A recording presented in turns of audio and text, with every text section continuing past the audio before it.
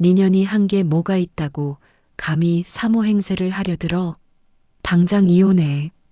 남편 사업이 대박나자 시어머니가 다짜고짜 제 얼굴에 이혼 소장을 던지며 내뱉은 말이었습니다.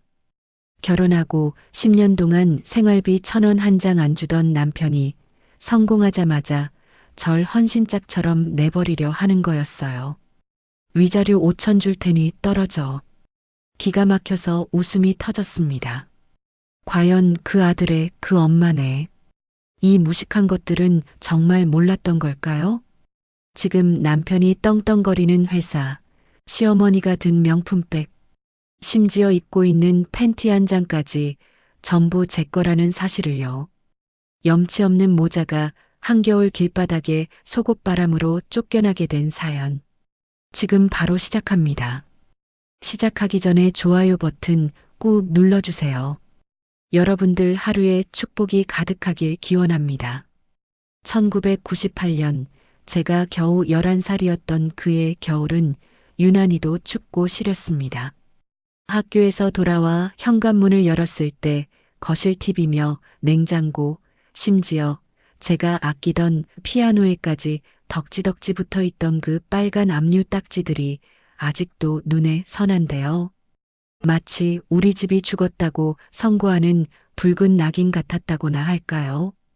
아버지가 운영하던 회사가 부도를 맞으면서 우리 가족의 단란했던 행복도 그날로 산산조각이 나버렸던 거죠.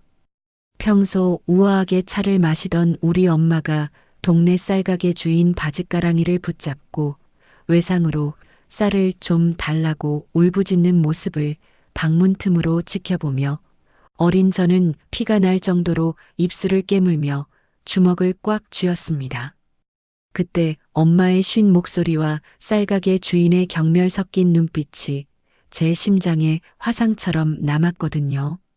그날 밤 이불 속에서 다짐하고 또 다짐했죠. 돈, 이 지긋지긋한 돈 때문에 비굴해지지 않겠다고.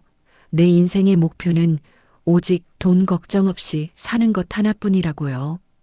그때부터였을 거예요. 제 삶이 전쟁터가 된 게 말이죠. 중학생 때부터 안 해본 아르바이트가 없었습니다.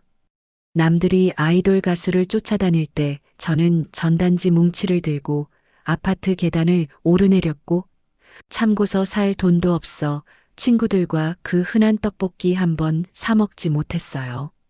대학에 입학해서도 낭만 따위는 사치였기에 도서관과 아르바이트를 오가는 다람쥐 쳇바퀴 같은 삶을 살아야만 했습니다. 등록금과 생활비를 벌기 위해 하루 4시간 이상 자본 적이 없을 정도로 악착같이 살았는데 그런 제 눈에 그 사람이 들어온 건 어쩌면 운명의 장난이었는지도 모르겠네요. 도서관 휴게실 구석자리, 낡은 티셔츠에 찌든 땀 냄새를 풍기며 엎드려 자던 제 옆 테이블에는 늘 그 사람이 앉아 있었거든요. 갓 제대한 복학생이었던 그 사람은 저와는 공기부터 달랐습니다. 항상 향긋한 에스프레소 향기를 풍기며 당시로서는 구경하기도 힘들었던 최신형 노트북을 두드리고 손목에는 번쩍이는 명품 시계를 차고 있었으니까요. 가난의 그림자라고는 찾아볼 수 없는 그 여유로운 미소가 마치 다른 세상 사람 같아서 자꾸만 곁눈질하게 되더라고요. 제가 편의점 김밥으로 끼니를 때우고 있을 때 그 사람이 다가와 말을 걸었는데 그 순간 심장이 쿵 하고 내려앉는 것 같았습니다. 턱을 괴고 저를 빤히 쳐다보며 흥미롭다는 듯 입꼬리를 올리고 말했어요. 너 참 열심히 산다? 요즘 애들 같지 않게 독종이네. 보기 좋아. 그 별것 아닌 칭찬 한마디가 왜 그리 가슴에 박혔는지 모르겠어요. 아마도 제 고단한 삶을 알아주는 것 같아서 혹은 저 화려한 귀공자가 누추한 나를 주목해줬다는 사실에 들떴던 건지 저도 잘 모르겠어요. 우리는 자연스럽게 가까워졌고 데이트를 시작했는데 그때 알았어야 했습니다. 이 만남이 처음부터 잘못된 환상 위에 지어진 모래성이란 거요. 그 사람은 데이트할 때마다 기가 막힌 타이밍에 지갑을 잊어버리곤 했거든요. 근사한 레스토랑에서 밥을 다 먹고 나면 갑자기 주머니를 뒤적이며 난처한 표정을 짓는데 그 연기가 어찌나 자연스러운지 의심조차 할 수 없었죠. 아차, 지갑을 차에 두고 왔네. 발렛 맡겨서 가지러 가기 귀찮은데. 지은아, 오늘은 네가 좀 계산해 줄래? 다음에 내가 더 맛있는 거 살게. 혹은 계산대 앞에서 지갑을 열어 보이며 이런 수표밖에 없는데 여긴 안 받겠지? 현금 가진 거 있어? 보통 사람 같으면 빈정상했을 텐데 콩깍지가 단단히 씌었던 저는 그 모습조차 부자들의 여유라고 착각했습니다. 수표만 들고 다녀서 현금이 없는 남자, 지갑 따위는 챙기지 않아도 되는 남자라고 제 멋대로 해석하며 피땀 흘려번 제 알바비를 털어 밥값을 계산하면서도 스스로를 대견해 했으니까요. 제가 그 사람의 지갑 노릇을 하는 호구의 시작이었는데 그때는 그게 사랑인 줄 알았습니다. 그 사람이 가진 것, 아니 가진 것처럼 보였던 재력이 저를 이 지긋지긋한 가난의 늪에서 건져 올려줄 동아줄이라 믿고 싶었는지도 모르죠. 심지어 그가 입고 있던 명품들이 사실은 짝퉁이거나 빚내서 산 것이라는 의심은 꿈에도 하지 못했습니다. 제 눈에 그는 가난을 모르는 왕자님이었고 저는 그 왕자님의 선택을 받은 신데렐라가 될 준비를 하고 있었던 거였어요. 졸업 즈음 그 사람은 취업 따위는 시시해서 안 한다며 사업을 하겠다고 선언했습니다.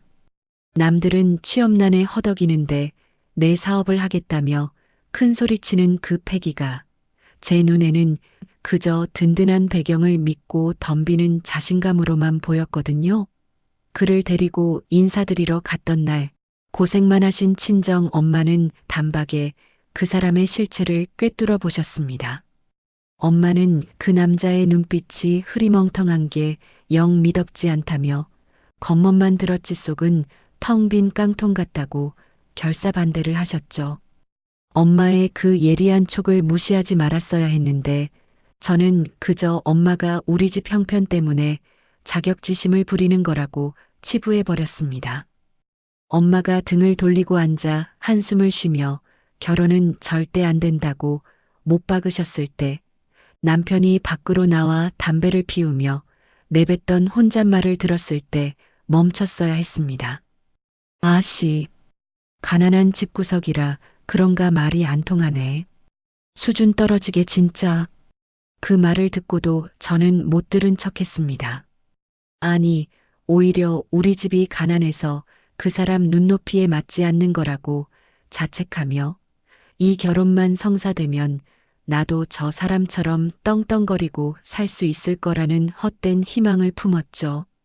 가난한 우리 집 현실을 벗어나고 싶어서 지긋지긋한 곰팡이 냄새 나는 반지하에서 탈출하고 싶어서 결혼을 강행했어요.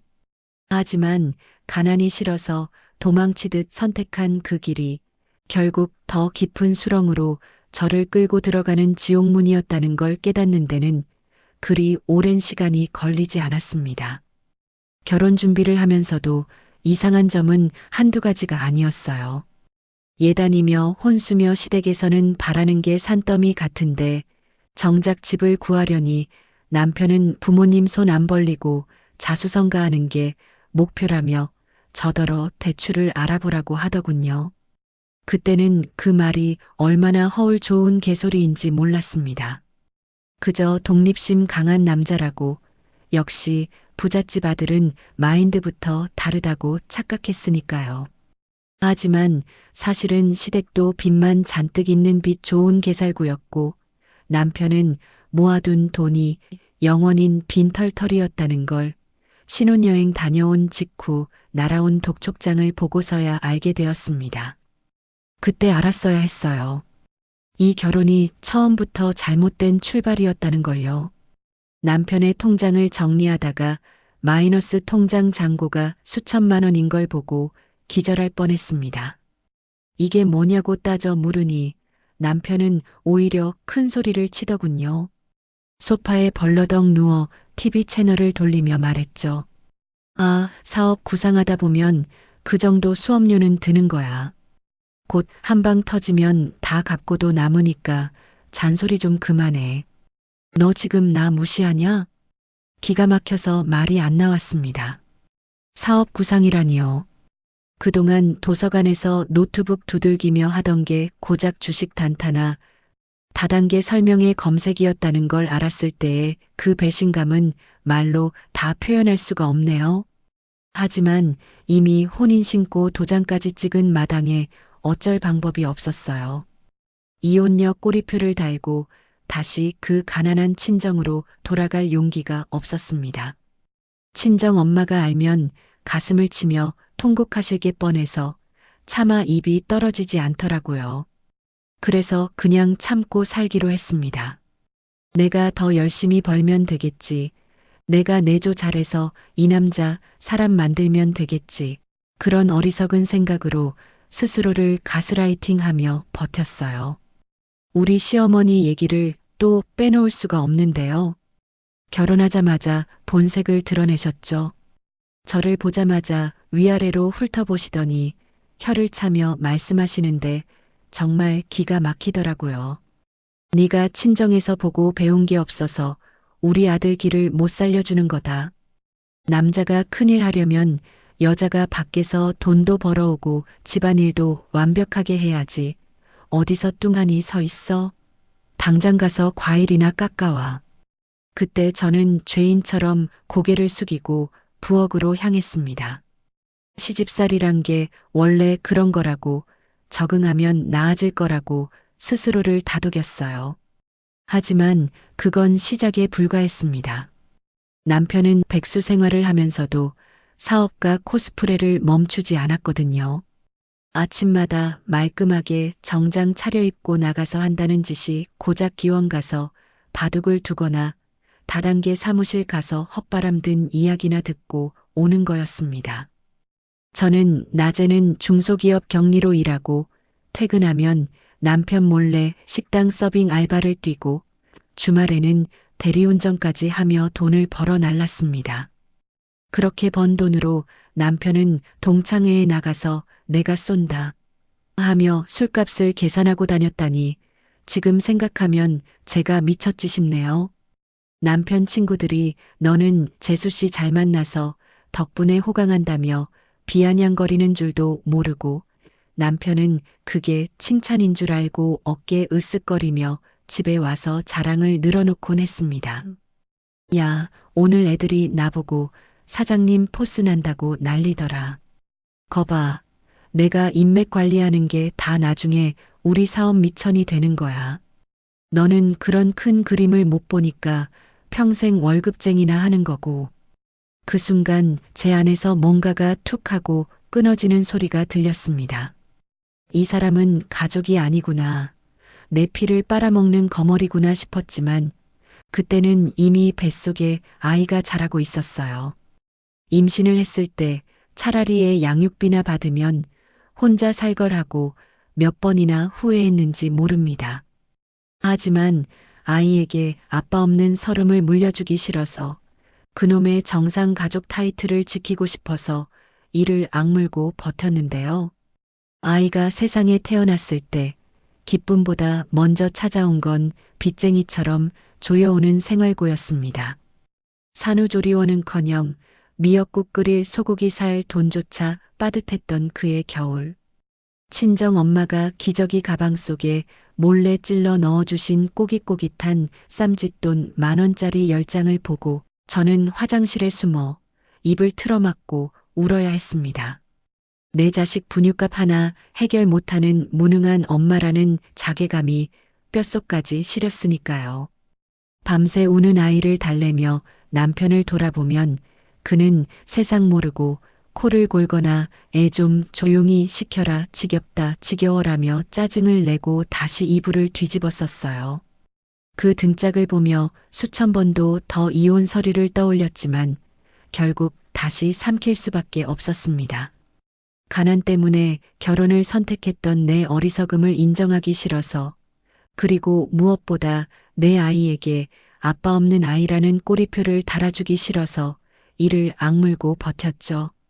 그렇게 결혼하고 10년 전쟁 같은 독박 가장 생활을 이어오던 중 전 세계를 공포로 몰아넣은 코로나가 터지면서 제 인생은 벼랑 끝으로 내몰렸습니다.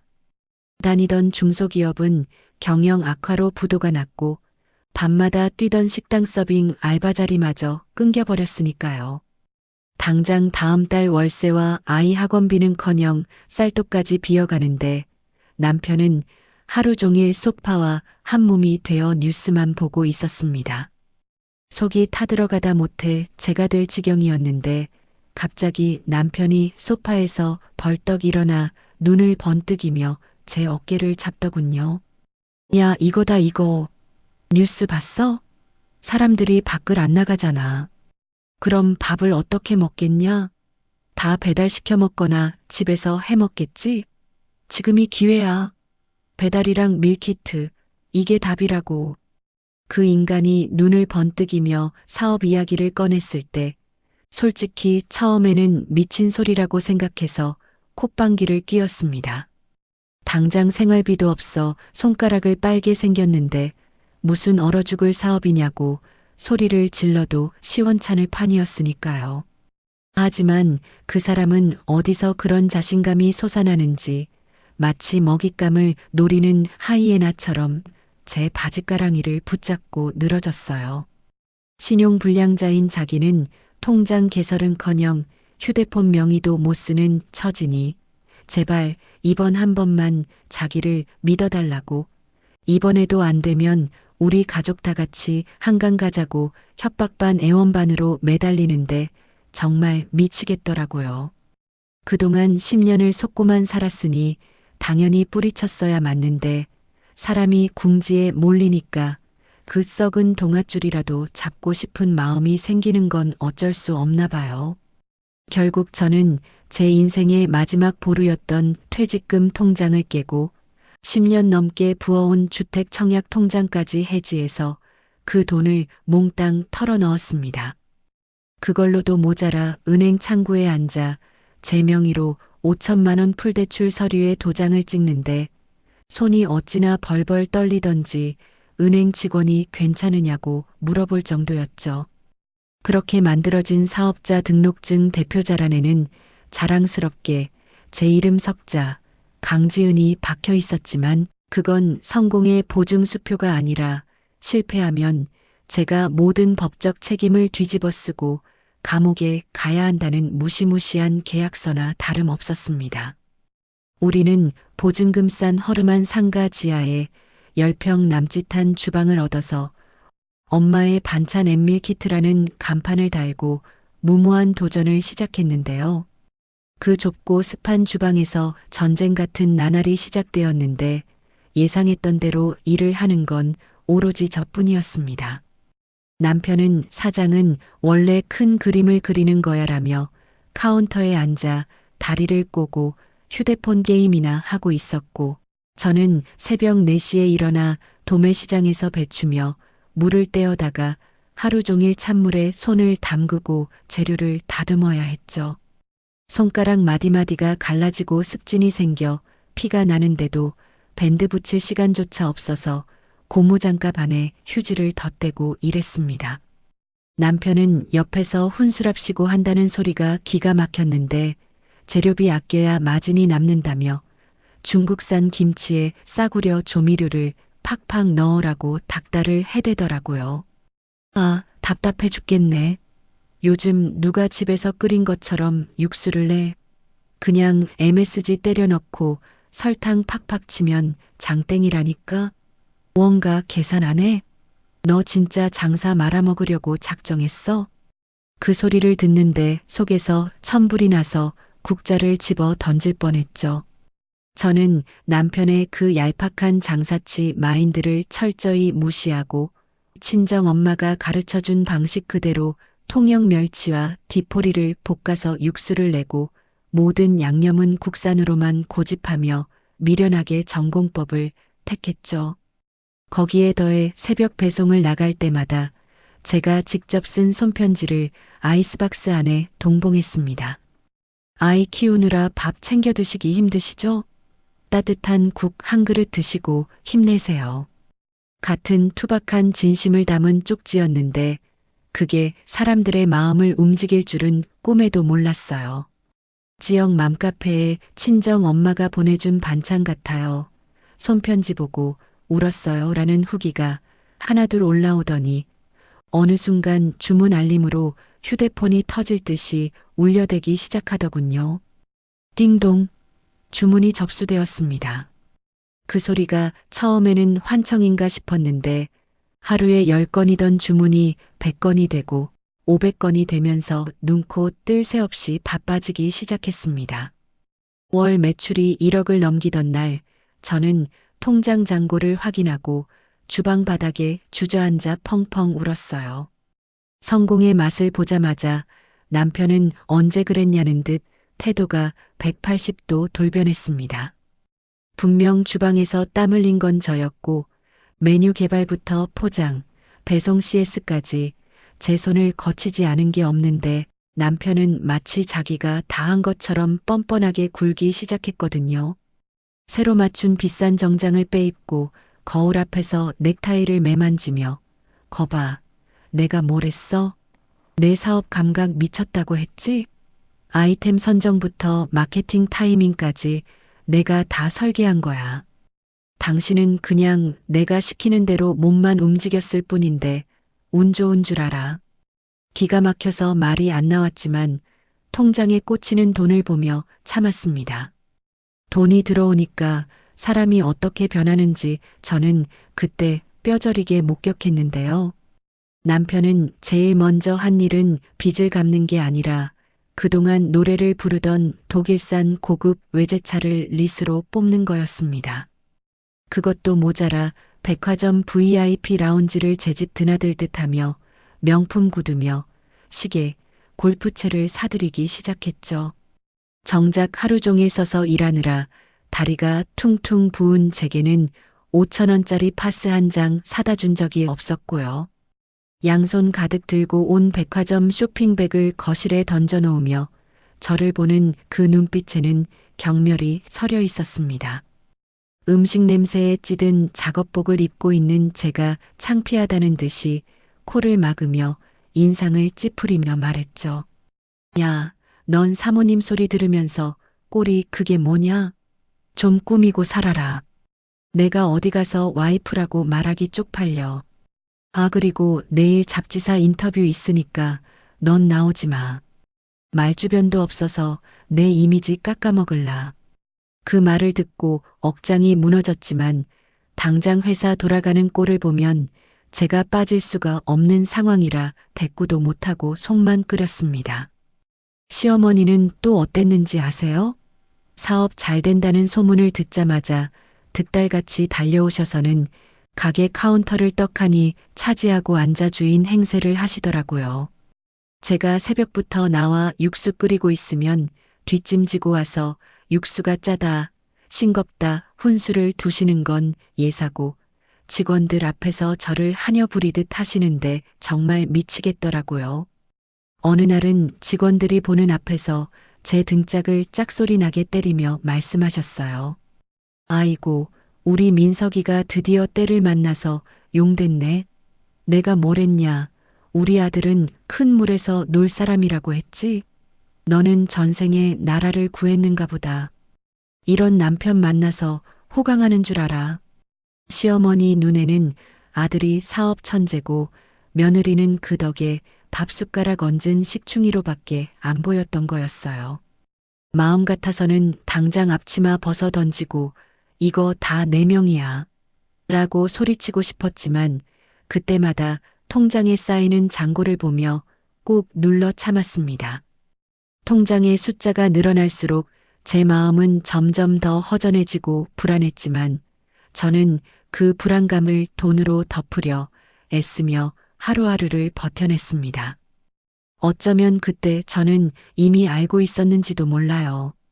이 모래성 같은 성공이 언제 무너질지 모른다는 걸, 그리고 그 무너지는 순간 제가 가장 크게 다칠 거라는 걸요.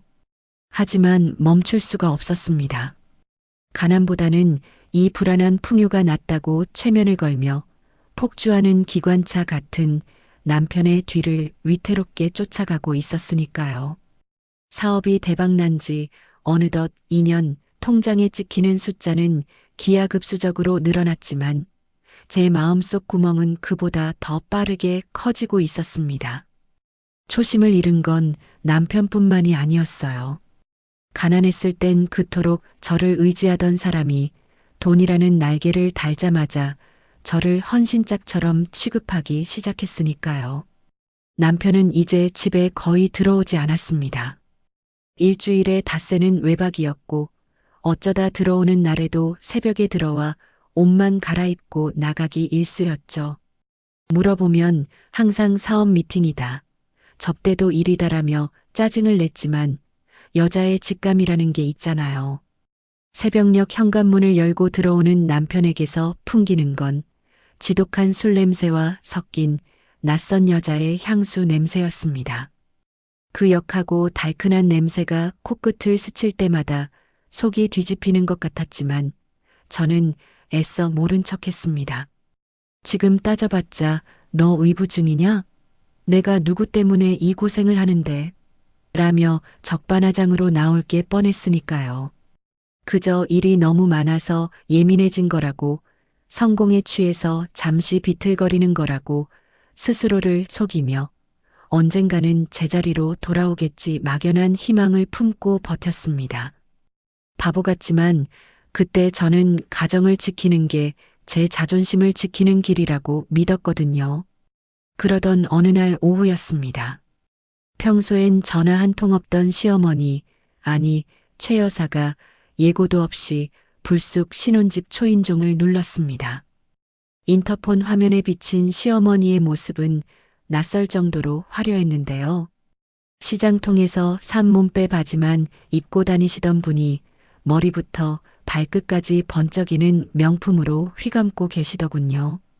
그리고 그 손에는 웬일인지 최고급 명품 브랜드 로고가 큼지막하게 박힌 주황색 쇼핑백이 들려 있었습니다. 순간 제 가슴이 덜컥 내려앉으면서도 한편으론 바보 같은 기대감이 스멀스멀 올라오더라고요. 혹시 어머님이 그동안 고생한 며느리 생각해서 선물이라도 사오신 건가? 그래, 사람인데 양심이 있겠지.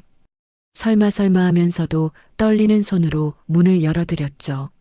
하지만 현관문을 열자마자 느껴지는 싸늘한 냉기에 제 기대가 얼마나 어리석었는지 깨닫는 데는 1초도 걸리지 않았습니다. 시어머니는 신발도 벗자마자 거실로 성큼성큼 들어오더니 소파 상석에 털썩 주저앉으시더군요. 그리고 들고 온 그 명품 쇼핑백을 거실 테이블 위에 탁 소리가 나게 집어 던지셨습니다. 그 소리가 마치 제 뺨을 때리는 것 같아 움찔했는데 시어머니가 콧방귀를 뀌며 입을 여시더라고요. 야, 너 언제까지 우리 아들 피 빨아먹고 살 거냐? 니년이 뭐한 게 있다고 사모행세야. 눈치라는 게 있으면 알아서 좀 기어나가야지. 거머리처럼 딱 붙어서 떨어질 생각을 안 해? 내가 오늘 결판을 내려왔다. 기가 막혀서 말문이 막혔습니다. 선물은커녕 독설부터 날아오다니요.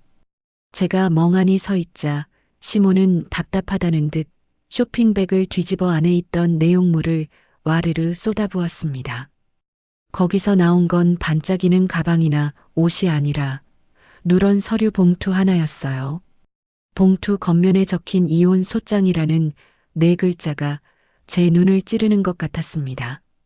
손이 떨려서 봉투를 집을 수도 없었는데 턱짓으로 봉투를 가리키며 말씀하시더군요. 내일 법원에 제출할 거다. 우리 민석이가 이제 연매출 50억 기업 대표인데 너처럼 칙칙하고 급 떨어진 애가 옆에 있으면 회사가 우스워진다잖아. 격이 맞아야지, 격이. 너 때문에 내 아들 앞길 막히는 꼴 내가 더는 못 본다. 순간 귀를 의심했습니다.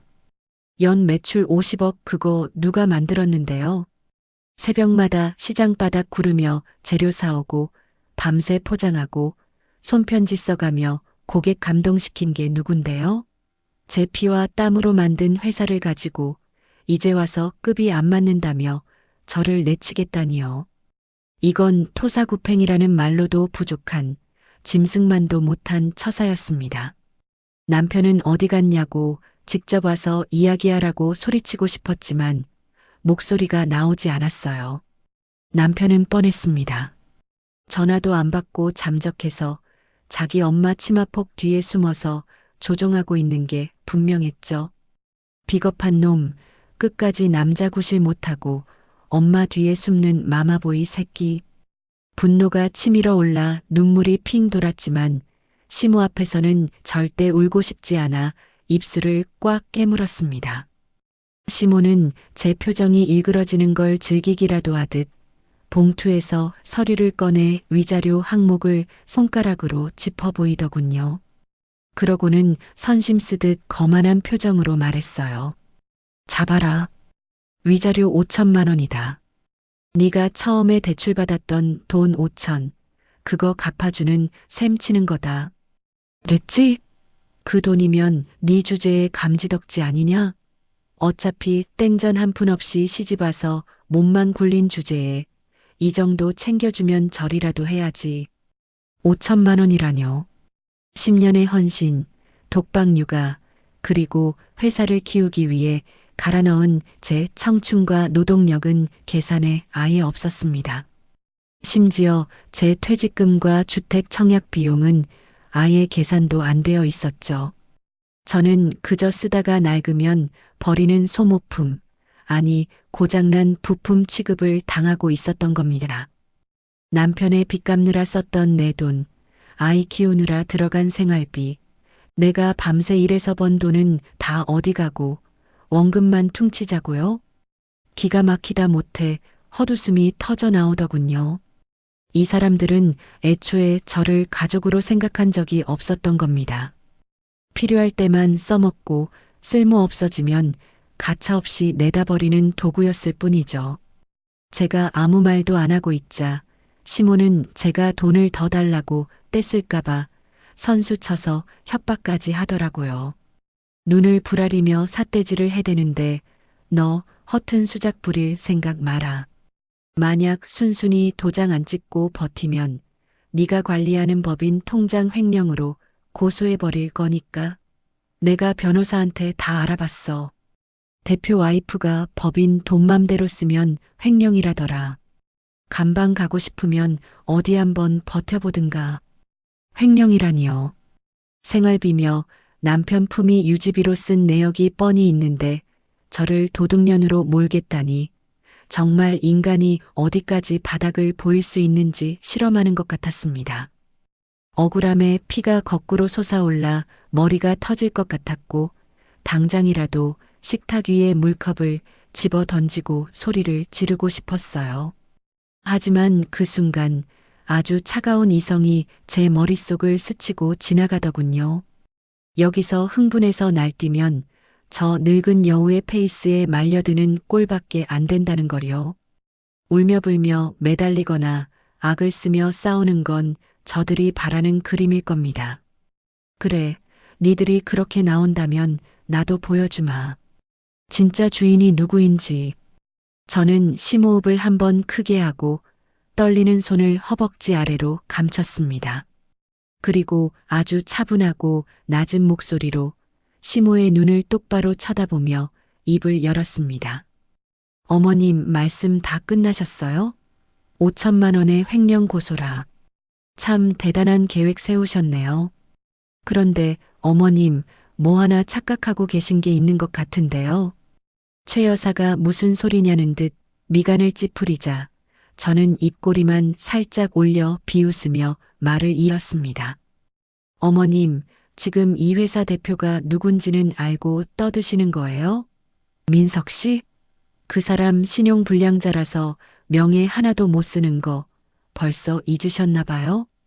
제 말에 시모의 얼굴이 순식간에 굳어지기 시작했습니다. 등기부등본, 사업자 등록증, 대출 약정서, 통장 명의.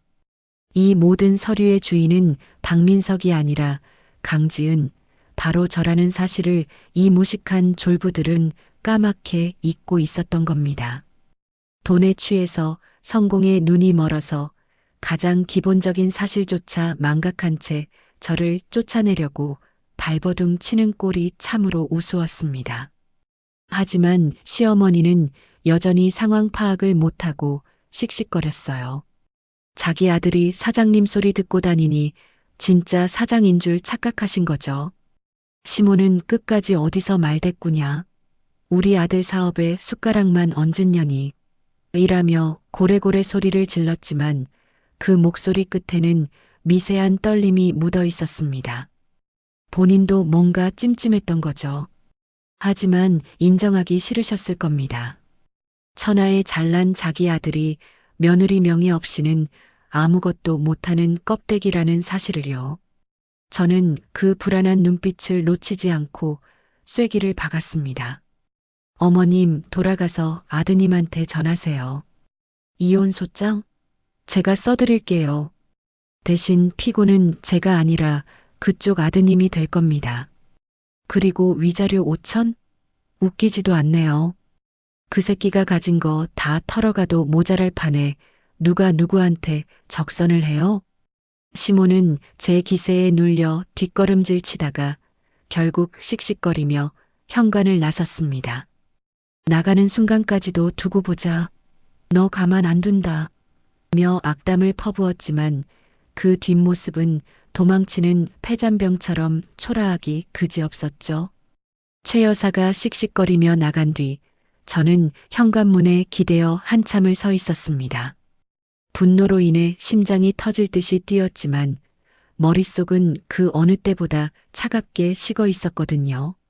그 인간들은 돈에 취해서 성공이라는 달콤한 독배에 빠져서 가장 중요한 사실을 까맣게 잊고 있었던 겁니다. 박민석? 그 이름 석자는 대한민국 금융권 어디에서도 환영받지 못하는 신용불량자라는 사실을요. 그들이 저를 바지 사장 취급하며 무시할 때 저는 그들이 딛고 서 있는 땅 자체가 제 소유라는 걸 잊지 않고 있었습니다. 저는 떨리는 손을 진정시키고 옷장 깊숙한 곳, 겨울 이불 사이에 숨겨두었던 서류 가방을 꺼냈어요. 등기부등본, 사업자 등록증, 대출 약정서, 법인 인감증명서, 종이 한 장 한 장을 넘길 때마다 그 안에 박힌 대표이사 강지은이라는 7글자가 선명하게 제 눈에 들어왔습니다. 남편은 그저 직함만 이사일 뿐 법적으로는 제 회사에서 월급을 받는 일개 직원에 불과했습니다. 그 사실을 확인하자 입꼬리가 절로 올라가더군요. 이제 이 서류들이 제 방패이자 그들의 심장을 겨눌 날카로운 창이 될 차례였습니다. 다음 날 아침 저는 평소처럼 가게로 출근하는 대신 말끔한 정장을 차려입고 변호사 사무실을 찾았습니다. 새벽같이 일어나 머리를 단정하게 묶고 화장도 평소보다 진하게 했죠. 전투에 나가는 장수의 마음가짐이었으니까요. 변호사님 앞에 두꺼운 서류 뭉치를 내려놓으며 제가 건넨 첫 마디는 흔해 빠진 이혼 상담이 아니었습니다. 단호하고 또렷한 목소리로 눈빛을 반짝이며 말했습니다. 변호사님, 주식회사 엄마의 반찬 등기이사 박민석에 대한 해임 절차와 접근 금지 가처분 신청을 진행하고 싶습니다. 그리고 회사 자금 횡령 및 배임 혐의로 형사고소도 같이 준비해 주세요. 증거는 차고 넘칩니다. 변호사님이 서류를 한참 검토하시더니 안경을 고쳤으며 빙긋 웃으시더군요. 대표님이시네요. 모든 법적 권한과 자산이 사모님 명의로 되어 있는데 뭐가 걱정이십니까? 이건 싸움도 안 됩니다. 그냥 일방적인 통보만 하시면 끝나는 게임입니다. 남편분은 법적으로 그냥 직원 나부랭이일 뿐이에요. 그 말을 듣는데 10년 묵은 채증이 싹 내려가는 기분이었습니다. 법적으로 완벽한 제 승리라는 확답을 받은 저는 곧바로 행동에 들어갔습니다. 가장 먼저 한 일은 그들의 생명줄인 돈줄을 끊는 것이었습니다. 주거래 은행의 전화의 법인 계좌의 입출금을 전면 동결시키고 OTP 카드를 재발급받아 기존의 모든 접근 권한을 무효화시켰죠. 그리고 남편과 시어머니가 흥청망청 쓰고 다니던 법인 카드 5장을 모조리 분실 신고 처리해 정지시켜버렸습니다. 상담원에게 분실된 것 같습니다. 지금 즉시 정지해 주세요. 라고 말하는 제 목소리는 그 어느 때보다 상쾌했습니다.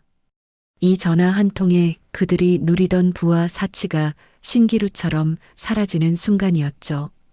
그리고 집으로 돌아와 남편이 서재에 두고 다니던 태블릿 PC를 열었습니다.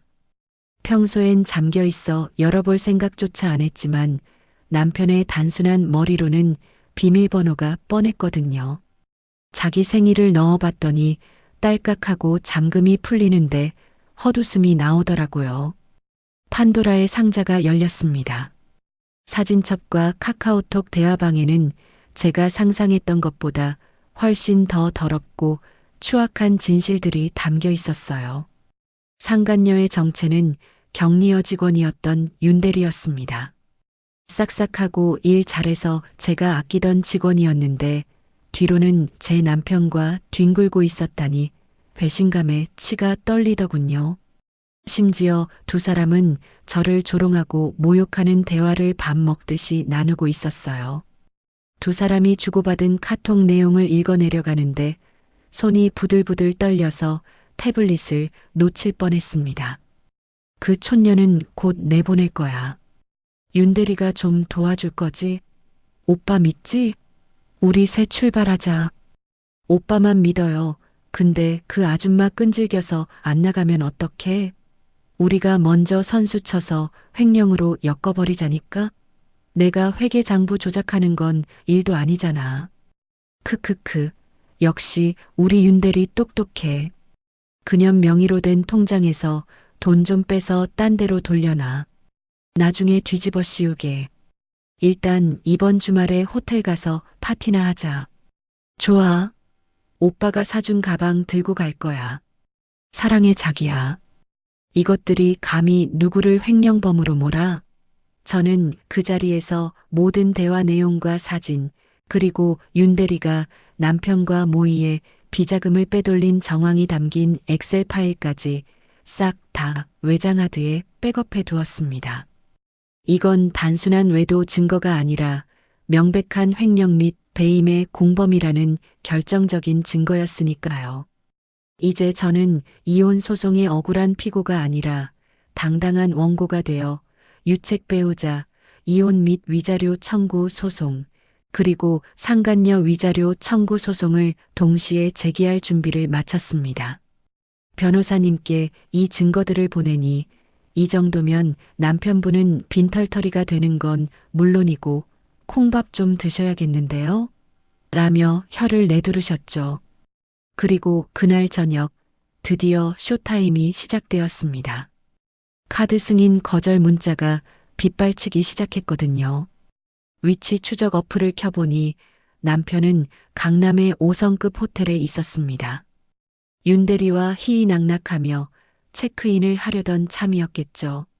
저는 상상만 해도 고소해서 웃음이 났습니다. 호텔 로비, 화려한 샹들리에 조명 아래서 멋지게 법인 카드를 내밀었을 남편. 하지만 직원이 손님, 이 카드는 도난 분실 신고된 카드입니다. 결제가 불가능합니다. 라고 말했을 때 그 표정이 어땠을까요? 아마 얼굴이 홍당무처럼 빨개져서 그럴 리가 없다. 기계가 고장난 거 아니냐. 다시 긁어봐라. 라며 진상을 부렸겠죠. 윤대리는 옆에서 쪽팔려서 고개를 숙이고 호텔 직원들은 경멸 어린 눈빛으로 그들을 바라보고 있었을 거고요. 다른 카드를 꺼내도 줄줄이 사용 정지, 한도 초과. 결국 현금 한 푼 없는 그 빈털터리들은 호텔에서 쫓겨나듯 나와야 했을 겁니다. 제가 보낸 작은 선물이 마음에 들었나 모르겠네요. 아니나 다를까 10분도 안 돼서 제 휴대폰에 불이 나기 시작했습니다. 시어머니였습니다. 평소 같으면 안 받았겠지만 오늘은 특별히 목소리를 들어주고 싶어서 스피커폰으로 전화를 받았죠. 전화를 받자마자 고막이 찢어질 듯한 고함 소리가 터져 나오더군요. 아, 강지은, 너 미쳤어? 지금 민석이가 카드 결제가 안 된다고 난리가 났다. 네가 막았냐? 당장 안 풀어. 우리 아들 망신당하게 작정했어. 저는 소파에 편하게 기대 앉아 손톱을 다듬으며 아주 상냥하고 여유로운 목소리로 대답했습니다. 어머님, 진정하세요. 그러다 혈압 터지시겠어요. 네, 제가 막았어요. 제 회사 돈 제가 막는데 어머님이 무슨 상관이세요? 아드님한테 전하세요. 꼬우면 본인 능력으로 버시라고요. 아, 참. 윤대리랑 호텔비는 엠빵 하셨으려나? 돈 없으면 모텔이라도 가시라고 전해주세요. 너 지금 뭐라고 했냐? 윤대리는 또 어떻게 알았어? 이 천하의 몹쓸 년이. 너 내가 가만 안 둔다. 당장 가서 머리끄덩이를 다 뽑아버릴 거야. 시어머니가 말을 잇지 못하고 씩씩거리는 소리를 들으며 저는 가차없이 통화 종료 버튼을 눌렀습니다. 속이 다 시원했지만 이건 시작에 불과했습니다. 돈줄이 막히고 치부가 드러난 쥐새끼들은 뻔하게 행동할 테니까요. 그들은 이성을 잃고 저를 찾아올 게 분명했습니다. 저는 오히려 그걸 기다리고 있었죠. 예상대로 1시간쯤 지났을까 밖이 소란스러워지기 시작했습니다. 친정집 대문을 쾅쾅 두드리며 고래고래 소리를 지르는 남편과 시어머니의 목소리가 들려왔습니다. 마치 짐승이 울부짖는 것 같았죠. 강지은, 문 열어. 문 안 열어. 네가 감히 나를 물먹여? 아, 당장 나와서 무릎 꿇고 빌어. 죽여버리기 전에 문 열라고. 동네 사람들이 다 들으라고 악을 쓰는 꼴이 아주 가관이었습니다. 친정 엄마가 놀라서 사색이 되어 떨고 계시기에 저는 엄마를 안방에 모시고 따뜻한 물 한 잔을 건네드리며 안심시켜 드렸습니다. 엄마, 걱정 마. 내가 다 예상하고 있었어. 엄마는 절대 나오지 말고 여기 계셔. 내가 다 알아서 할게. 엄마의 떨리는 손을 잡아드리고 저는 거실로 나와 씩 웃었어요. 사실 그들이 오기 전 저는 이미 경찰에 신고를 마친 상태였거든요. 전 남편과 시어머니가 흉기를 들고 찾아와 행패를 부리고 있다고요. 물론 흉기는 제 과장이었지만 그들의 살기 등등한 눈빛과 언어폭력은 흉기나 다름없었으니까요. 경찰이 빨리 오게 하려면 어쩔 수 없었습니다. 현관문을 열고 나가자 남편과 시어머니는 마치 기다렸다는 듯이 저에게 달려들 기세였습니다. 남편은 눈이 시뻘개져서 입에 담지 못할 욕설을 퍼부으며 제 멱살을 잡으려 했고 시어머니는 제 머리채를 잡으려고 손톱을 세우고 달려들더군요. 그 모습이 흡사 악기와도 같았습니다. 하지만 그 순간 골목 어귀에서 경찰차 사이렌 소리와 함께 건장한 경찰관 두 분이 들이닥쳤습니다. 순식간에 얼어붙은 남편과 시어머니의 표정. 방금 전까지 기세등등하던 모습은 온데간데 없고 사색이 되어 어버버거리는 꼴이라니. 남편은 잡으려던 제 멱살을 슬그머니 놓고 뒷걸음질 쳤고 시어머니는 손을 허공에 든 채 입만 뻥긋거렸습니다. 저는 경찰관님 뒤로 쏙 숨어서 아주 불쌍하고 겁에 질린 표정으로 연기를 시작했습니다. 눈물 연기는 기본 옵션이었죠. 경찰관님, 흑흑, 저 사람들이에요. 이혼 요구하더니 갑자기 집까지 찾아와서 죽여버리겠다고 협박하고 문 부수고 들어오려고 했어요. 저 너무 무서워요. 제발 도와주세요. 저 좀 살려주세요. 남편이 억울하다는 듯 펄쩍 뛰며 소리쳤습니다. 아니에요. 우리가 무슨 협박을 해요. 이 여자가 우리 돈줄 다 막아놓고 사기를 쳐서 따지러 온 거라고요. 여보세요, 경찰관님. 저 여자가 내 법인 카드 정지시켜서 내가 개망신을 당했다니까요. 하지만 경찰관님은 남편의 말을 끊고 단호하게 아주 엄격한 목소리로 말씀하셨습니다. 선생님, 그건 민사소송 가서 따지시고요. 지금 주거침입 및 협박, 그리고 소란 행위로 신고 들어왔습니다. 여기서 더 난동 부리시면 현행범으로 체포할 수 있습니다. 신분증 제시하세요. 체포라는 말에 시어머니는 다리가 풀렸는지 그 자리에 주저앉아 대성통곡을 시작하셨습니다. 아이고, 내 팔자야. 내가 며느리 잘못 들여서 경찰서까지 가게 생겼네. 동네 사람들, 저 독한 년 좀 보세요. 시어미를 경찰에 신고하는 페류나예요. 하지만 이미 동네 사람들은 평소 행실 바른 저와 난동꾼인 그들을 비교하며 혀를 차고 있었죠. 남편은 쥐구멍이라도 찾고 싶은 듯 고개를 푹 숙이고 아무 말도 못하더군요. 그 모습을 내려다보며 저는 속으로 쾌재를 불렀습니다. 꼴 좋다. 이게 바로 너희들이 무시하던 강지은의 진짜 힘이다. 돈 없고 백 없다고 무시했지? 내 뒤에는 대한민국 법이 있다. 경찰관들에 의해 양쪽 팔이 붙들린 채 현관 밖으로 끌려나가던 남편과 시어머니가 억울하다는 듯이 고래고래 소리를 질러댔지만 저는 그 꼴을 보며 차갑게 식은 눈으로 그들을 멈춰 세웠습니다. 그냥 보내주기에는 그들이 제게 안겨준 모욕과 상처가 너무나 깊었고 무엇보다 제 피 같은 돈으로 치장한 저 껍데기들을 그대로 입혀서 보낼 만큼 자비로운 사람이 아니었거든요. 저는 경찰관님께 잠시만 기다려달라고 정중히 양해를 구한 뒤 팔짱을 끼고 천천히 남편 앞으로 걸어갔습니다. 남편은 제가 다가오자 혹시 마음이 약해져서 용서해 주려는 건가 싶은지 금세 비굴한 눈빛으로 저를 올려다보더라고요. 하지만 제 입에서 나온 말은 그가 기대했던 자비가 아니라 뼛속까지 발라먹겠다는 사형 선고나 다름없었죠. 남편의 번쩍이는 이탈리아산 맞춤 정장깃을 손가락으로 툭툭 털며 아주 나직하고 또렷하게 말했습니다. 잠깐 그냥 가시면 섭섭하지. 지금 당신 몸뚱어리에 걸치고 있는 그 최고급 슈트, 손목에 차고 있는 시계, 그리고 신고 있는 수제 구두까지. 그거 다 누구 돈으로 산 거지? 전부 내 법인 카드랑 회사 명의로 산 비품들이잖아. 남편이 당황해서 뒷걸음질 치며 넥타이를 움켜쥐더군요. 이건 내 옷이야. 내가 입고 있는데 무슨 소리야.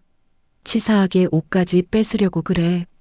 저는 미리 준비해 둔 법인 카드 사용 내역서와 자산 목록 리스트를 그의 눈앞에 흔들어 보였습니다. 종이를 그의 가슴팍에 툭 치며 말했죠. 여기 날짜랑 금액 보이지? 업무 추진비 명목으로 당신이 긁은 거잖아. 회사에서 해고된 직원이 회사 비품을 마음대로 가져가면 그게 뭔지 알아? 횡령이야, 횡령. 지금 경찰관님들 계실 때 현행범으로 체포되고 싶어서 환장했으면 그냥 입고 가든가. 나는 상관없어. 절도죄까지 추가되면 형량이 더 늘어날 테니까. 남편의 얼굴이 흑빛으로 변하더니 분하다는 듯 입술을 파르르 떨었습니다. 하지만 감방에 가는 건 죽기보다 싫었는지 결국 떨리는 손으로 재킷 단추를 풀기 시작하더군요. 동네 사람들이 웅성거리며 구경을 나왔는데 그 시선들이 화살처럼 꽂히는 와중에도 그는 살기 위해 옷을 벗어야만 했습니다. 재킷을 벗어 바닥에 패대기 치고 넥타이를 풀어 헤치고 셔츠 단추를 하나하나 푸는데 그 모습이 처량하다 못해 우스꽝스럽기 짝이 없더라고요. 바지까지 벗으라고 하자 남편은 속옷 바람으로 어떻게 가? 며 발악했지만 저는 눈 하나 깜짝 안 하고 그건 당신 사정이고라고 응수했습니다. 결국 남편은 11월의 차가운 밤 공기 속에서 하얀 러닝 셔츠와 사각 팬티 바람으로 덜덜 떨며 서 있게 되었습니다. 손목에 차고 있던 시계도 주머니에 있던 차키도 모조리 압수했습니다. 그가 자랑하던 외제차의 스마트키를 제 손에 쥐는 순간 남편의 마지막 자존심이 와르르 무너지는 소리가 들리는 듯 했죠. 그 다음은 시어머니 차례였습니다. 시어머니는 눈을 굴리며 슬금슬금 뒤로 빠지려고 했지만 제 매의 눈을 피할 수는 없었죠. 시어머니가 들고 있는 저 가방 지난달에 남편이 접대비로 처리하고 몰래 사다 바친 500만 원짜리 명품백이었거든요. 시어머니의 가방 끈을 확 낚아채며 어머님 어디 가세요? 그 가방도 내놓고 가셔야죠. 그리고 신고 계신 구두도요. 아, 목에 두른 스카프도 법인 카드로 긁으셨네요. 다 벗으세요. 당장. 시어머니는 기가 막혀서 비명에 가까운 소리를 지르셨습니다. 아, 이 독한 년아. 시애미를 발가벗겨서 내쫓겠다는 거냐? 천벌을 받을 년. 내가 이걸 어떻게 내놔. 하지만 제가 억지로 벗기려 손을 들자 시어머니도 어쩔 수 없이 가방을 바닥에 내던지고 신발까지 벗으셔야 했죠. 결국 두 사람은 그 화려했던 명품들을 몽땅 뺏기고 남편은 속옷바람, 시어머니는 맨발에 얇은 옷 하나 걸친 채로 쫓겨나듯 골목길 밖으로 사라졌습니다. 동네 아이들이 손가락질하며 웃고 주민들이 혀를 차는 소리가 그들의 등 뒤로 쏟아졌죠. 그들이 사라진 골목길에 덩그러니 남겨진 명품 옷가지와 가방들을 보며 저는 쓰레기를 치우듯 발로 툭툭 걷어찼습니다. 속이 후련하다 못해 날아갈 것 같았어요. 그리고 며칠 뒤 예상했던 일이 벌어졌습니다. 갈 곳이 없어진 두 사람이 다시 친정집 대문을 두드렸거든요. 인터폰 화면에 비친 그들의 몰골은 며칠 전과는 비교도 안 될 정도로 처참했습니다. 씻지 못해서 떡이 진 머리, 어디서 주워 입었는지 사이즈도 안 맞는 낡은 트레이닝복, 그리고 퀭한 눈동자까지. 영락없는 노숙자 꼴이더라고요. 카드도 막히고 현금도 없으니 찜질방은커녕 편의점 김밥 하나 사 먹을 돈이 없었을 테니까요. 제가 문을 열어주자마자 두 사람은 썩은 동아줄이라도 잡는 심정으로 제 바짓가랑이를 붙잡고 바닥에 엎드렸습니다. 지은아, 내가 잘못했다. 제발 한 번만 봐줘. 내가 귀신에 씌었었나 봐. 우리 10년 산정이 있잖아. 시어머니도 체면이고 뭐고 다 집어치우고 제 손을 잡으려고 안간힘을 쓰시더군요. 아가, 내 며느라, 내가 노망이 났었다. 너처럼 착한 애를 몰라보고. 제발 문 좀 열어다오. 갈 데가 없어. 그 애절한 읍소를 듣는데 마음이 약해지기는커녕 오히려 지난 10년의 서름이 떠올라 더 차갑게 식어버리더군요. 내가 쌀이 없어서 올 때, 아이 분유값이 없어서 전전긍긍할 때 이 인간들은 어디서 뭘 했나요? 내 돈으로 호의호식하며 나를 무시하고 밟았던 인간들이 이제 와서 배고프다고 밥을 달라니요. 저는 발을 빼내며 그들을 내려다보고 비릿하게 웃어주었습니다. 아주 경멸스러운 눈빛으로 아이고 이를 어쩌나. 우리 집에는 사람 먹을 밥밖에 없어서요. 짐승 줄 밥은 없거든요. 그리고 10년 산정, 그건 당신들이 내 등에 칼 꽂을 때 이미 끝났어요. 과연 그 애미의 그 아들이네. 둘 다 맨몸으로 쫓겨나니까 이제야 주제 파악이 되나 봐요. 또 경찰 부르기 전에 꺼지세요.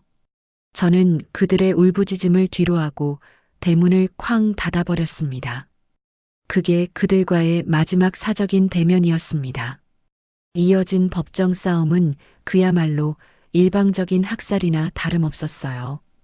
재판 당일 남편은 국선 변호인을 대동하고 나와서 말도 안 되는 주장을 펼쳤습니다. 비록 명의는 아내 것이지만 회사의 성장은 나의 경영 능력 덕분이었다. 그러니 재산의 50%를 분할해 달라는 헛소리를 짓거리더군요. 하지만 저는 준비해간 증거들을 판사님 앞에 산더미처럼 쌓아 올렸습니다. 제가 받은 대출 기록, 제가 직접 작성한 레시피 노트, 제가 고객들에게 쓴 손편지 사본, 그리고 남편이 회사 돈으로 유흥을 즐긴 카드 내역서와 상간녀와의 카톡 내용까지 모든 증거는 단 하나의 진실을 가리키고 있었죠. 이 회사의 시작과 끝, 그리고 영혼까지 모두 강지은의 것이라는 사실을요.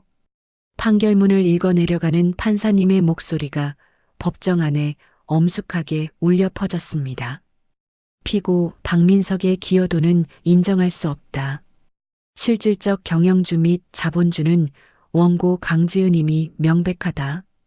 또한 피고는 배우자를 기만하고 부정행위를 저지른 유책 배우자로서 재산분할 청구는 기각하며 오히려 원고에게 위자료 5천만 원을 지급하라. 땅, 땅, 땅. 판사봉 소리가 울리는 순간 남편은 다리에 힘이 풀려 피고석에 주저앉았습니다. 빈털터리의 빚쟁이로 전락하는 순간이었으니까요. 그리고 그 소식을 전해 들은 시어머니는 충격을 이기지 못하고 쓰러지셨습니다. 응급실에 실려가셨다는 연락이 제게 왔지만 저는 눈 하나 깜짝하지 않았습니다. 병원 원무과에서 전화가 와서 보호자분, 병원비 결제가 필요합니다라고 했을 때 저는 아주 차분하게 대답했습니다. 저 그 사람 보호자 아닙니다. 이혼해서 남남이거든요. 아들한테 전화하세요. 아, 아들도 돈이 없어서 못 받을 텐데 어쩌나? 그럼 그냥 길바닥에 내놓으시든가요? 들리는 소문에 의하면 시어머니는 병원비 낼 돈이 없어서 제대로 된 퇴원 수속도 밟지 못하고 쫓겨나다시피 하셨다고 하더군요. 평생 아들 자랑만 하던 분이 그 잘난 아들 때문에 노년에 병원비 한 푼 없는 신세가 되어 비참하게 버려진 겁니다. 그들의 몰락은 그렇게 완벽하고 철저했습니다. 저는 법원을 나오며 하늘을 올려다보았습니다. 유난히 파란 하늘이 저를 축복해 주는 것 같았어요. 이제 제 인생에서 그 지독했던 가난과 무능력한 기생충들을 완전히 도려냈다는 해방감이 온몸을 감쌌습니다. 하지만 복수는 아직 끝나지 않았습니다. 그들이 바닥을 기며 후회하는 모습을 조금 더 즐길 자격이 제게는 있으니까요. 이 완벽한 승리를 자축하며 저는 제 차에 시동을 걸었습니다. 이제 진짜 제 인생을 찾으러 갈 시간이니까요.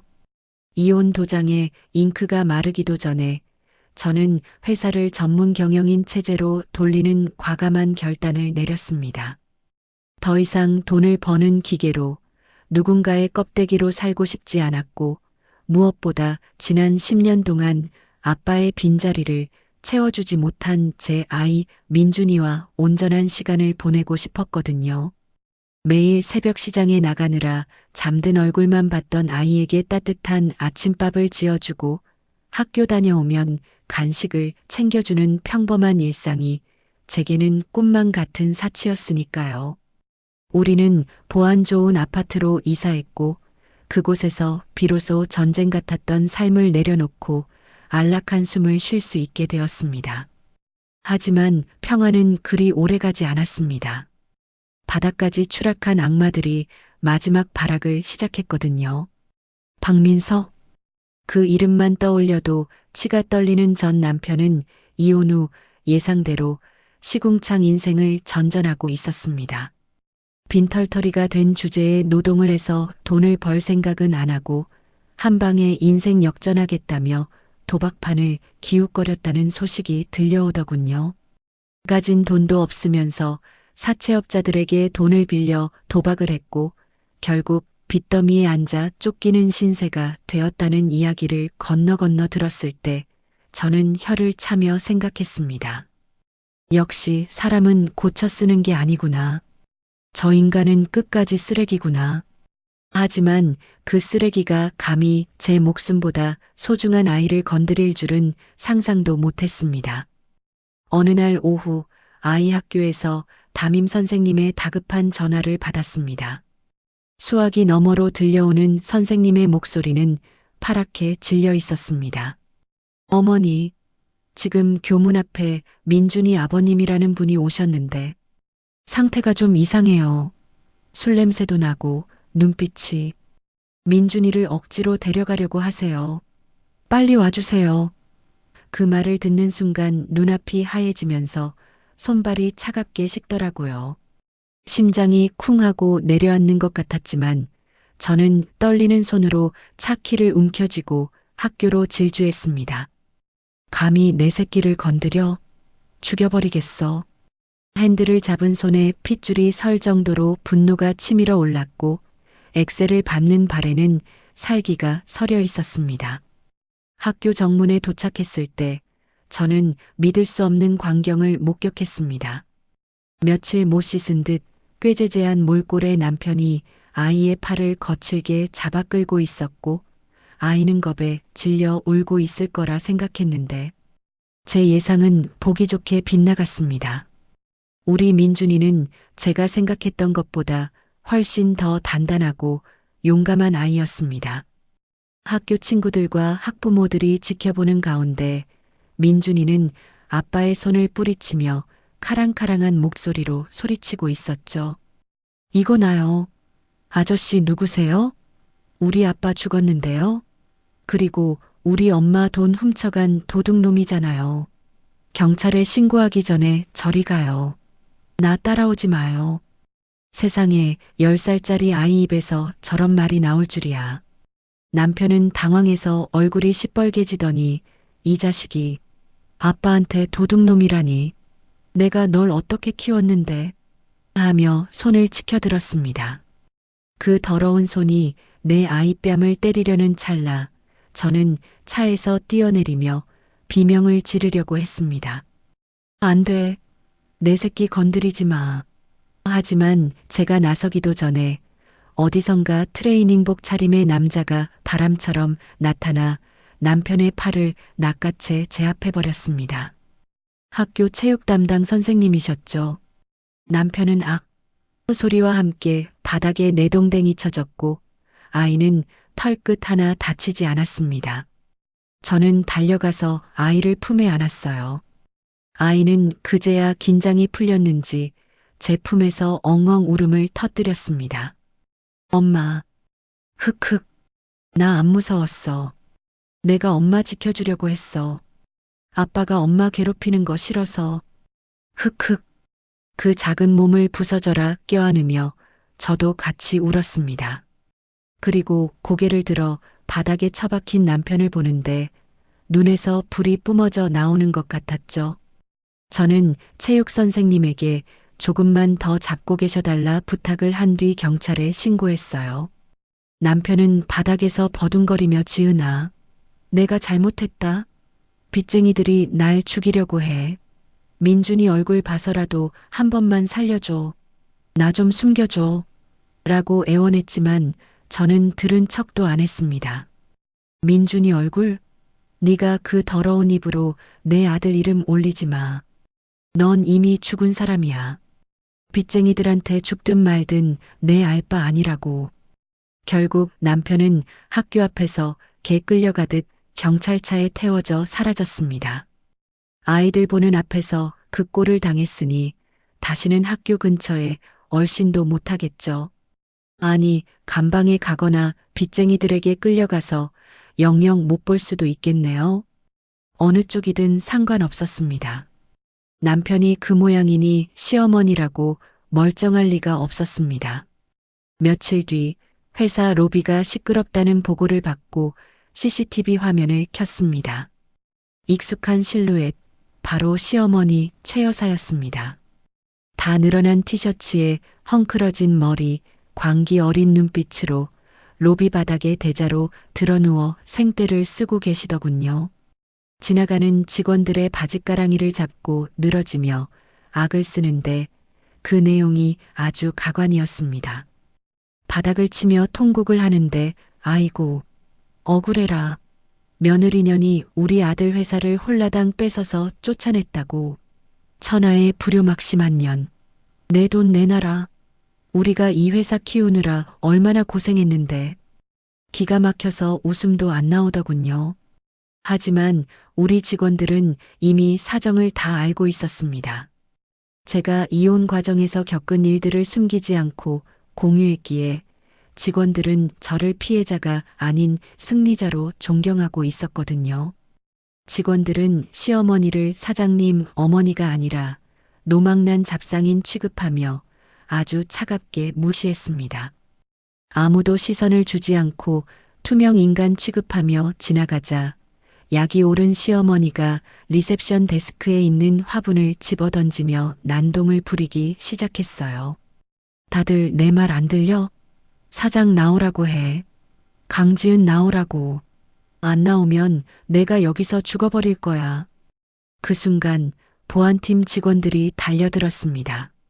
할머니, 여기서 이러시면 안 됩니다.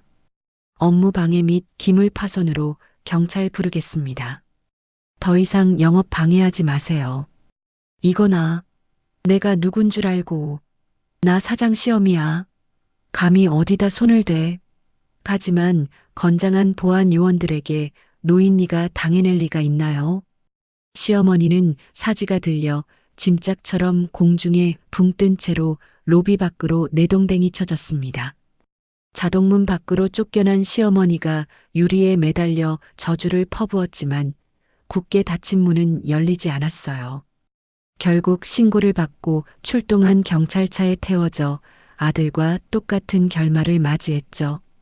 경찰서에서 합의해달라고 제발 와서 얼굴 좀 보자고 수십 통의 전화가 왔습니다. 형사님도 전화 와서 피의자분이 며느님과 통화하고 싶어 하시는데 연결해 드릴까요? 라고 물으셨지만 저는 단호하게 거절했습니다. 아니요. 저는 그 사람이랑 할 말 없습니다. 법대로 처벌해 주세요. 합의는 절대 없습니다. 그리고 휴대폰 설정에서 시어머니 번호를 차단 목록에 추가했습니다. 대응할 가치도 없었으니까요. 가서 얼굴 보고 욕해주는 것도 에너지 낭비잖아요. 그냥 법대로 절차대로 죗값을 치르게 하는 게 최고의 복수라고 생각했습니다. 결국 시어머니는 합의도 못하고 유치장 신세를 지며 며칠을 갇혀 있어야 했고 그 소문이 돈내방내 퍼져서 개망신을 당했어요. 동네 슈퍼에서도 경로당에서도 저 할망구 며느리 등쳐먹으려다 경찰서 다녀왔대. 아들이 노름꾼이라며? 며느리 회사 가서 행패 부리다 쫓겨났대 하고 수군거리는 통에 얼굴을 들고 다닐 수가 없게 된 거죠. 사람 좋아 보이던 척하던 가면이 벗겨지고 미친 할망구라는 본색이 드러나 철저히 고립된 겁니다. 들리는 소문에 의하면 월세 낼 돈도 없어 쫓겨나 다 쓰러져가는 고시원 쪽방으로 들어갔다고 하더군요. 평생 아들 타령하며 며느리 부려먹던 업보를 차가운 방바닥에서 혼자 외롭게 치르게 된 거죠. 그리고 며칠 뒤 들려온 소식은 더 통쾌했습니다. 경찰서에서 풀려난 남편이 집으로 돌아가지 못하고 빚쟁이들에게 납치되다시피 끌려가 원양어선 배를 타러 갔다는 소문이었습니다. 사채업자들이 돈 갚을 때까지 몸으로 때우라며 끌고 갔다는데 어디로 갔는지는 정확히 모릅니다. 알고 싶지도 않고요. 중요한 건 그가 더 이상 제 인생과 아이의 인생에 1%의 영향력도 끼칠 수 없는 곳으로 사라졌다는 사실입니다. 그토록 사랑하던 명품 정장 대신 비린내 나는 작업복을 입고 평생 갚지도 못할 빚더미 속에서 허우적거리며 살게 되겠죠. 그게 그가 선택한 인생의 결말이었습니다. 저는 이제 마지막 정리를 하기 위해 가정법원으로 향했습니다. 아이의 성을 변경하기 위해서였죠. 박민준이 아닌 강민준. 제 성을 따서 아이의 이름을 다시 지어주는 일은 단순히 글자 하나를 바꾸는 게 아니었습니다. 아이의 인생에서 그 더러운 핏줄의 흔적을 지우고 오로지 제 사랑과 책임감으로 키우겠다는 선언이자 약속이었죠. 판사님 앞에서 변경 사유를 당당하게 말했어요. 존경하는 판사님, 아이의 친부는 도박과 외도, 가정폭력으로 양육 자격을 상실했습니다.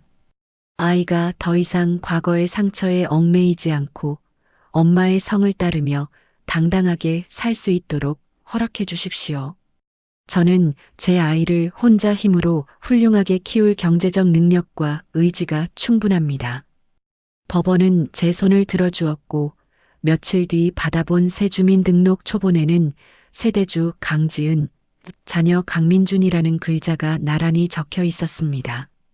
그 서류를 받아든 날, 저는 민준이를 데리고 가장 비싼 스테이크 하우스에 갔습니다. 민준아, 이제 진짜 우리 둘뿐이야. 엄마가 아빠 목까지 2배로 사랑해줄게. 아이는 오물오물 고기를 씹으며 해맑게 웃었습니다. 응, 나는 엄마만 있으면 돼. 엄마 성이 더 예뻐. 강민준, 나 이제 강민준이다. 그 천사 같은 미소를 보며 다짐했습니다. 다시는, 정말 다시는 돈 때문에 혹은 외로움 때문에 껍데기 같은 것에 속아 내 인생을 낭비하지 않겠다고. 악마들은 지옥으로 갔고 우리는 천국을 향해 첫 발을 내디뎠습니다. 이제 두려울 것은 아무것도 없었습니다. 제 인생의 봄날은 바로 지금부터 시작이니까요. 그로부터 3년이라는 시간이 흘렀습니다. 지옥 같았던 법정 싸움이 끝나고 저는 뒤도 돌아보지 않고 오로지 앞만 보고 달렸는데요. 제 이름을 걸고 시작했던 엄마의 반찬 브랜드는 전국에 체인점을 낼 정도로 성장했고 마침내 국내 굴지의 대기업 식품사업부로부터 인수 제안을 받기에 이르렀습니다. 인수합병 계약서에 도장을 찍던 날 회의실 창밖으로 보이던 서울 시내의 풍경은 유난히도 맑고 투명했습니다.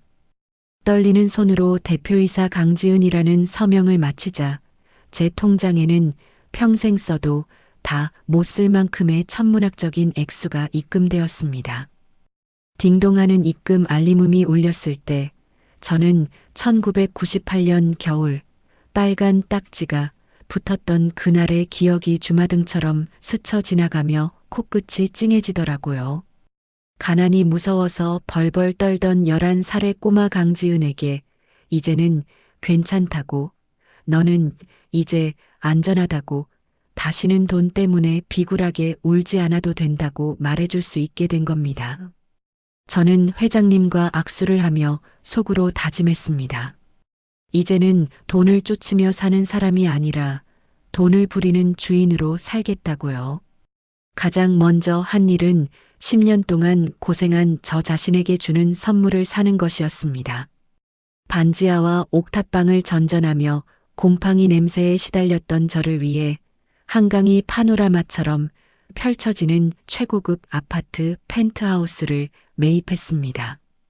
계약금을 치르고 처음으로 그 집에 들어갔던 날 거실 통유리창 너머로 반짝이는 야경을 내려다보며 와인 한 잔을 마시는데 성공이라는 게 이렇게 달콤하고 짜릿한 맛이라는 걸 처음 느꼈어요. 최고급 대리석 바닥의 차가운 감촉조차 저에게는 따뜻하게 느껴졌고 넓은 드레스룸을 제가 좋아하는 옷들로 채우는 기쁨은 말로 다 표현할 수 없었죠. 남편 눈치 보느라 사지 못했던 명품 가방, 입어보지도 못했던 드레스, 아이와 함께 떠날 여행 가방까지 쇼핑 카트를 가득 채우며 결제할 때마다 느껴지는 해방감은 그 어떤 마약보다 강력했습니다. 그리고 평생 빚 갚느라 허리가 휜 우리 부모님께는 서울 시내의 번듯한 5층짜리 상가 건물을 선물로 드렸습니다. 등기 권리증을 건네드리던 날 엄마는 그 자리에 주저앉아 대성통곡을 하셨어요. 엄마의 거친 손을 잡고 저도 같이 울었습니다. 아이고 지은아, 네가 무슨 돈이 있다고 이런 걸? 우리가 너한테 해준 것도 없는데. 네 아빠 부도나고 빚만 물려줬는데. 엄마, 이제 주인 눈치 보지 말고 엄마가 건물주 해. 나 이제 그럴 능력 돼. 아빠도 이제 경비일 그만두시고 엄마랑 여행이나 다니세요. 내가 다 보내드릴게. 아버지는 말없이 제 어깨를 두드리며 눈물을 훔치셨고, 그날 우리는 비로소 지독했던 가난의 굴레에서 완전히 벗어날 수 있었습니다. 가족 모두가 모여 고기 파티를 하며 웃음꽃을 피우던 그날 밤, 저는 비로소 가장이라는 무게를 내려놓고 딸로서, 엄마로서 행복을 만끽했습니다. 제게 가장 큰 보물인 아들 민준이도 몰라보게 밝아졌습니다. 이혼 직후에는 밤마다 악몽을 꾸며 불안해했지만 꾸준한 심리 치료와 저의 지극정성 덕분에 이제는 또래 아이들보다 훨씬 더 의젓하고 씩씩한 아이로 자라났거든요. 주말마다 저와 함께 캠핑을 다니고 수영을 배우며 몸과 마음이 단단해진 민준이는 이제 더 이상 아빠를 찾지 않습니다. 어느 날 저녁 민준이가 학교에서 그려온 그림을 보여주는데 가슴이 뭉클했습니다. 그림 속에는 저와 민준이 단둘이서 커다란 나무 아래서 웃고 있는 모습이 그려져 있었는데요. 아빠 자리는 비어 있었지만 그 공간은 따스한 햇살과 꽃들로 채워져 있었습니다. 민준이가 제 목을 꼭 끌어안으며 귓가에 속삭이더라고요. 엄마, 나는 아빠 필요 없어. 친구들이 아빠 자랑해도 나는 하나도 안 부러워. 우리 엄마가 내 아빠고 엄마잖아. 엄마가 태권도도 가르쳐주고 돈도 잘 벌고 요리도 잘하고 운전도 잘하니까 나는 엄마만 있으면 돼. 내가 나중에 커서 엄마 꼭 지켜줄게. 아빠 같은 사람 말고 진짜 멋진 남자가 돼서 엄마 호강시켜줄 거야. 그 말을 듣는데 눈물이 왈칵 쏟아졌습니다. 아빠의 부재가 상처가 되지 않을까 늘 전전긍긍했는데 아이는 이미 그 빈자리를 엄마의 사랑으로 꽉 채우고 있었던 겁니다. 그래, 내가 너의 아빠이자 엄마가 되어줄게. 우리는 그렇게 서로에게 가장 든든한 버팀목이 되어주며 하루하루 행복을 쌓아갔습니다. 학교 학부모 모임에 나가서도 저는 기죽지 않았습니다. 오히려 성공한 여성 CEO로서 다른 엄마들의 부러움을 샀고 당당하게 제 이야기를 하며 싱글맘들에 대한 편견을 깨부수었죠.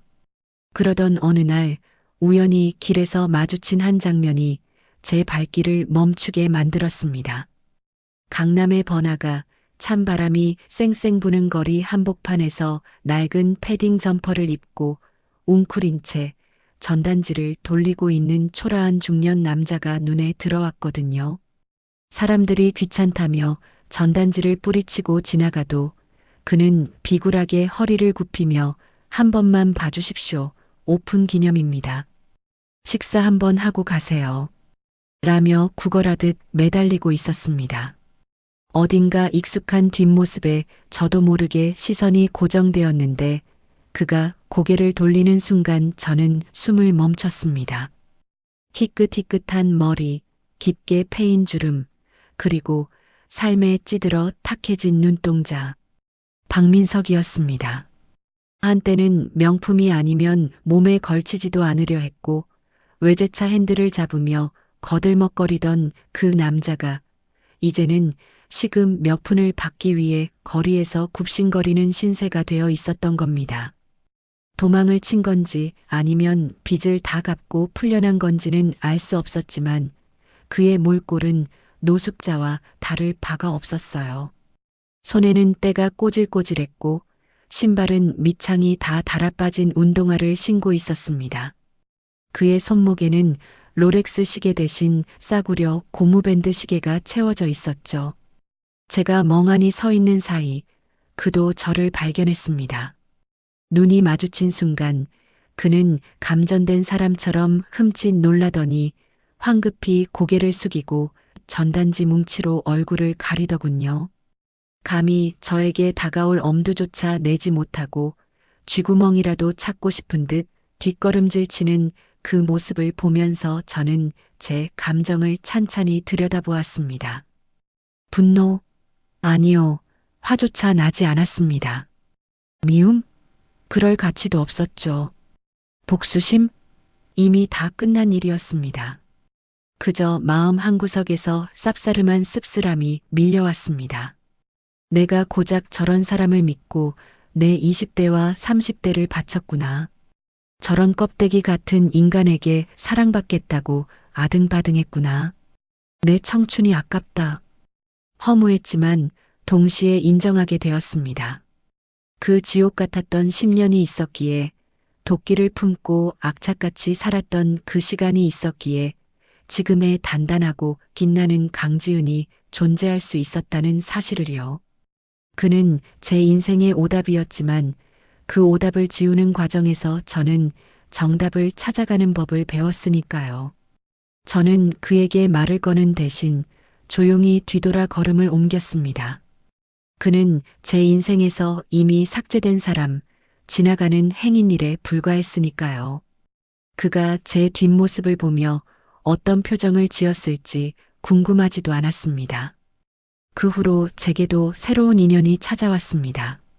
사업을 하면서 알게 된 투자자문회사의 대표님인데 저와 비슷한 아픔을 겪고 혼자 아이를 키우는 분이었습니다. 그는 저의 능력을 존중해주고 민준이에게도 좋은 친구가 되어주었죠.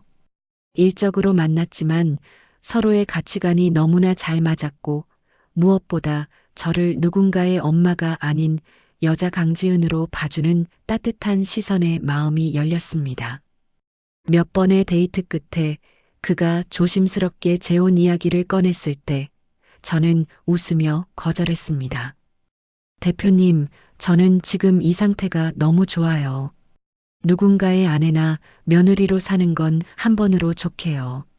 시댁 식구들 눈치 보고 명절 스트레스 받고 내 인생을 희생하는 그런 삶은 다시는 살고 싶지 않아요. 그냥 우리 서로 좋은 친구이자 연인으로 쿨하게 연애만 즐기면 안 될까요? 그는 잠시 당황했지만 이내 제 뜻을 존중해 주었습니다. 지은 씨 뜻이 정 그렇다면 저도 따르겠습니다. 결혼이라는 제도에 얽매이지 않아도 우리가 서로 사랑하고 의지하는 건 변함없으니까요. 결혼이라는 제도에 얽매이지 않아도 서류상의 계약이 없어도 충분히 사랑하고 사랑받을 수 있다는 걸 깨달았으니까요. 주말이면 함께 골프를 치고 맛집을 찾아다니며 연애의 설렘만 누리는 지금의 삶이 저는 그 어느 때보다 만족스럽습니다. 시댁 눈치 볼 필요도 없고 남편 밥 차려줄 의무도 없는 오로지 나 자신이 주인이 되는 삶이니까요. 햇살이 눈부시게 쏟아지는 주말 오후, 저는 차고에서 제 드림카였던 빨간색 오픈카의 시동을 걸었습니다. 조수석에는 선글라스를 낀 민준이가 엄마 달려. 오늘 에버랜드 가는 거지? 하며 신나게 소리치고 있었습니다. 힘찬 엔진 소리와 함께 우리는 강변북로를 질주했습니다. 차창 너머로 불어오는 시원한 강바람이 제 머리카락을 흩날리고 백미러 속에 저는 그 누구보다 환하게 웃고 있었어요. 라디오에서 흘러나오는 신나는 음악에 맞춰 민준이가 노래를 부르고 저도 덩달아 흥얼거리며 엑셀을 밟았습니다. 과거에 쭈그려 앉아 울던 강지은은 이제 없습니다. 빨간 딱지가 무서워 껍데기를 잡았던 어리석은 나여, 안녕. 가난이 두려워 사랑을 구걸했던 비겁했던 나여, 영원히 안녕.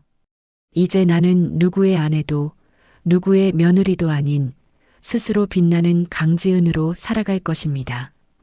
핸들을 꽉 쥔 제 손등 위로 따스한 햇살이 내려앉았습니다. 그 햇살은 마치 제 앞날을 축복해주는 찬란한 스포트라이트 같았습니다. 제 인생의 봄날은 바로 지금 이 순간부터 영원히 계속될 것입니다. 민준아, 꽉 잡아. 엄마 더 밟는다. 와, 엄마 최고. 우리의 웃음소리가 바람을 타고 저 멀리 퍼져나갔습니다. 이게 바로 제가 꿈꾸던 진짜 행복이었습니다. 지금까지 제 얘기 들어주셔서 감사합니다. 안녕. 네, 오늘 들려드린 사연은 여기까지입니다.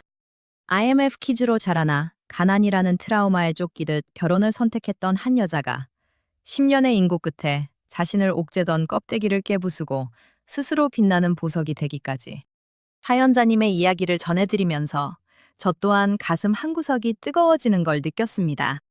여러분은 어떠셨나요? 아마 많은 분들이 지은님의 분노에 함께 치일 것이고 그녀의 절박함에 같이 눈물을 흘리시고 마침내 이루어낸 통쾌한 복수에 박수를 보내셨을 거라 생각합니다. 사실 우리네 인생이라는 게 그렇습니다. 때로는 잘못된 선택을 하기도 하고 그 대가로 혹독한 겨울을 견뎌내야 할 때도 있죠. 지은님에게 그 10년은 지우고 싶은 오답처럼 느껴질 수도 있었을 겁니다.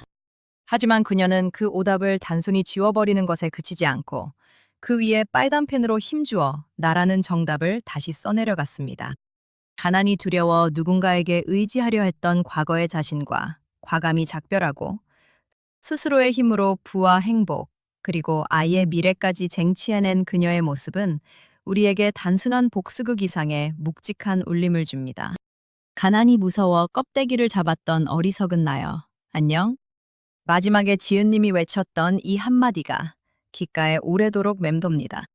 지금 혹시 어딘가에서 나를 잃어버린 채 누군가의 그림자로 혹은 껍데기뿐인 관계 속에서 힘들어하고 계신 분이 있다면 오늘 지은님의 이야기가 작은 용기가 되었으면 좋겠습니다. 진정한 봄날은 남이 가져다 주는 것이 아니라 내가 내 인생의 핸들을 잡고 엑셀을 밟을 때 비로소 시작된다는 것을요. 이제 지은님은 더 이상 누군가의 아내, 누군가의 며느리가 아닙니다. 한간이 내려다 보이는 집에서 사랑하는 아들 민준이와 함께 빨간 오픈카를 타고 달리는 당당한 강지은 그 자체니까요. 앞으로 펼쳐질 그녀의 찬란한 인생 이막을 진심으로 응원합니다. 그리고 긴 시간 동안 지은님의 희로애락을 함께 해주신 청취자 여러분, 여러분의 따뜻한 관심이 지은님에게는 또 다른 봄 햇살이 될 겁니다. 강지은님께 응원의 댓글을 남겨주세요. 큰 위로가 돼줄 거예요. 오늘도 끝까지 함께 해주셔서 감사합니다.